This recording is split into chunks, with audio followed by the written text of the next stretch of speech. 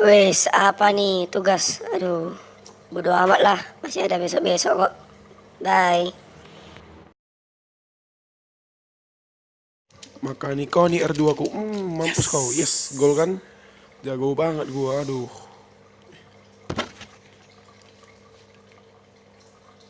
Bro, di mana? Ayo, ngopi yuk. Ayo. Langsung OTW. Oi, besok deadline woi. Mana kau? Astaga, yang banyakan PR-ku. Waduh, ini deadline besok dengan matilah aku banyak kali. Astaga, kau merekam kau.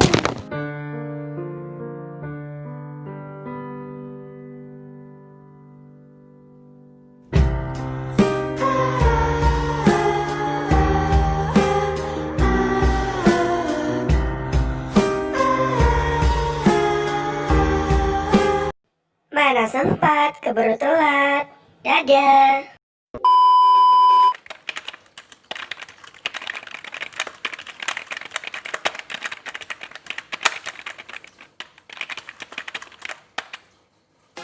Halo semuanya, perkenalkan nama saya Vanessa Wahana. Saya berasal dari Prodi Manajemen Sorebe, STIA Sultan Agung Pematang Siantar. NIM saya adalah 2010 5620.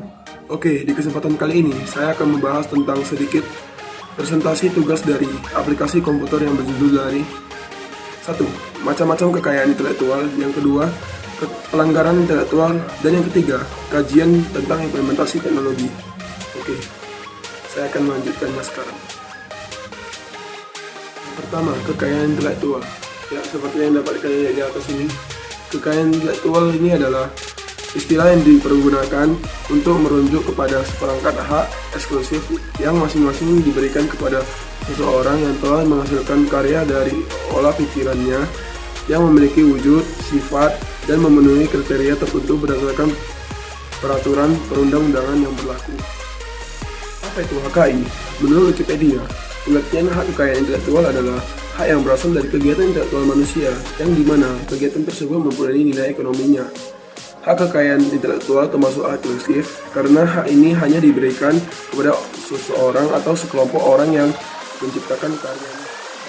Hak kekayaan intelektual yang pertama itu melindungi hasil karya dan penciptanya serta nilai ekonomis yang ada di dalam ciptaannya. Yang kedua, mencegah adanya pelanggaran HKI orang lain. Yang ketiga, menciptakan pasar yang kompetitif sehingga segmentasi pasar semakin luas.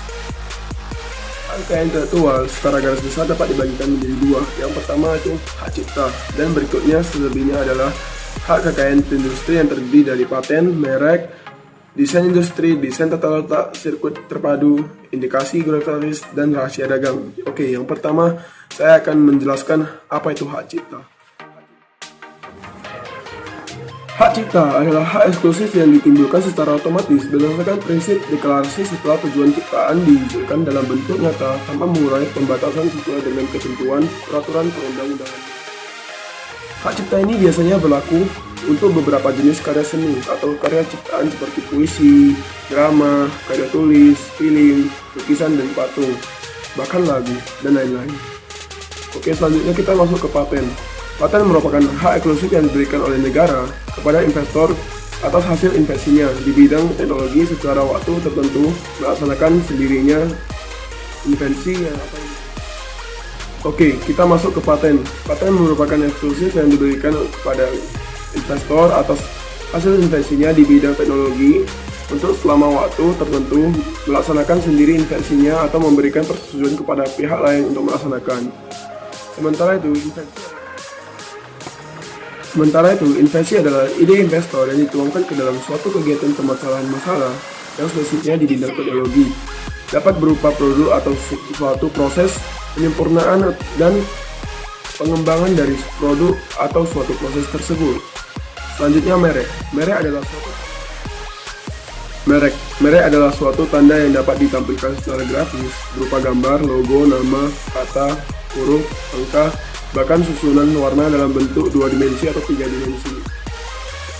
Desain industri adalah suatu kreasi tentang bentuk, konfigurasi, atau komposisi garis atau warna atau garis dan warna atau gabungan dari beberapa bentuk 3 dimensi dan 2 dimensi yang memberikan kesan estetis dan dapat diwujudkan dalam pola 2 dimensi dan 3 dimensi yang dapat menghasilkan suatu produk, barang, atau komoditas industri dan kerajinan tangan. Letak sirkuit terpadu. Sirkuit terpadu sendirinya adalah suatu produk yang di dalam bentuknya jadi atau setengah jadi, dan di dalamnya terdapat berbagai elemen dan sekurang-kurangnya dari elemen tersebut adalah elemen aktif, yang sebagian atau seluruhnya saling berkaitan secara bentuk terpadu dalam suatu bahan. Indikasi geografis adalah suatu tanda yang menunjukkan daerah asal suatu barang atau produk yang karena faktor lingkungan geografisnya, termasuk faktor alam, faktor manusia, dan bahkan kombinasi dari faktor tersebut, memberikan reputasi dan kualitas karakteristik tertentu pada barang dan produk yang disebut. Rahasia dagang adalah informasi yang tidak dapat diumumkan di bidang teknologi atau bisnis karena memiliki nilai ekonomis yang berguna. Pelanggaran hak kekayaan intelektual. Pelanggaran hak kekayaan intelektual ada beberapa jenis hak kekayaan intelektual seperti hak cipta, paten, merek dagang, desain industri, dan rahasia dagang. Hak cipta yang mencakup misalnya pelanggaran hak cipta perangkat lunak, yang kedua pelanggaran paten, yang ketiga pelanggaran merek dagang, yang keempat pelanggaran desain. Plagiat menyangkut hak moral, oleh karenanya juga merupakan pelanggaran hak cipta. Bentuk kesalahan umum. 1. Plagiarisme. Seperti yang tadi yang saya jelaskan, plagiarisme itu dia mengambil hak orang lain yang diciplaknya tanpa ada izin dari seseorang tersebut yang menciptakan hal tersebut. Dengan sengaja menciplak bahkan mengambil hak karya orang lain. Seperti slide yang sebelumnya itu, saya sudah jelaskan plagiarisme itu dia mengambil, misalnya kita cover lagu nih, tapi kita nggak ada bilang penciptanya itu siapa.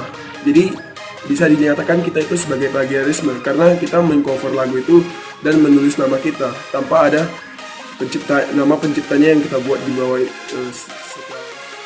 3. Mengambil bahkan mencetak karya milik orang lain untuk kepentingan pribadinya dan diumbarkan secara umum atau secara banyak. Ini bentuk ciptaan yang dilindungi Undang-Undang Hak Cipta. Yang pertama itu ada buku, kedua ada drama, 3 ceramah, keempat musik, kelima seni rupa, dan keenam arsitektur. Implementasi teknologi komputer.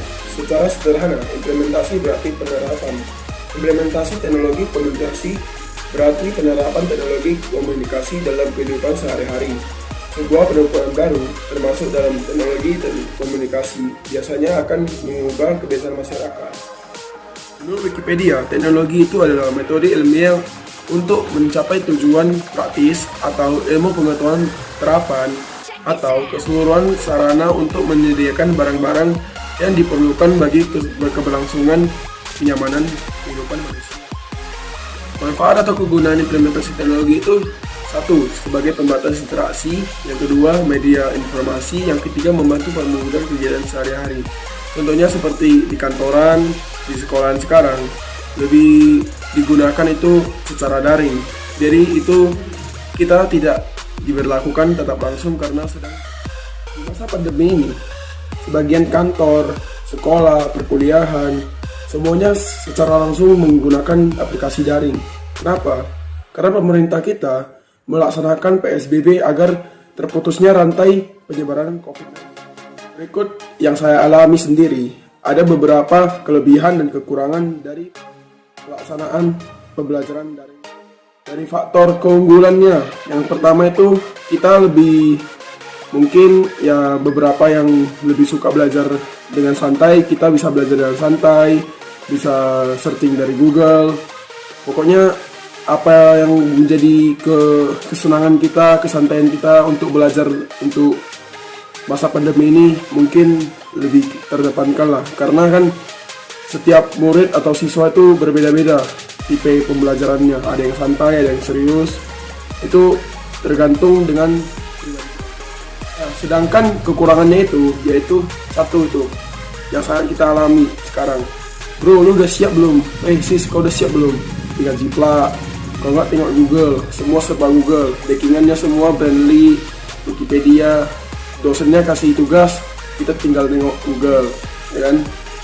Terus kekurangan yang satu lagi nih, yang saya alami, kadang dosen ngomong apa atau guru ngomong apa kurang dimengerti, pas ditanya koneksi internetnya jelek, belum lagi kadang paket kita nggak ada. Pokoknya kalau sedang pembelajaran daring ini pokoknya nggak enak lah menurut saya, lebih enak pokoknya. Jadi kita sama-sama berdoa, tetap jaga kebersihan, jaga kesehatan, tetap di rumah. Kalau ada kepentingan yang sangat penting, pakai masker untuk keluar ke rumah. Sekian dari penjelasan presentasi saya tentang aplikasi komputer ini. Tetap jaga kebersihan, jangan lupa cuci tangan, stay safe, stay healthy, tetap berolahraga walaupun di rumah. Dadah.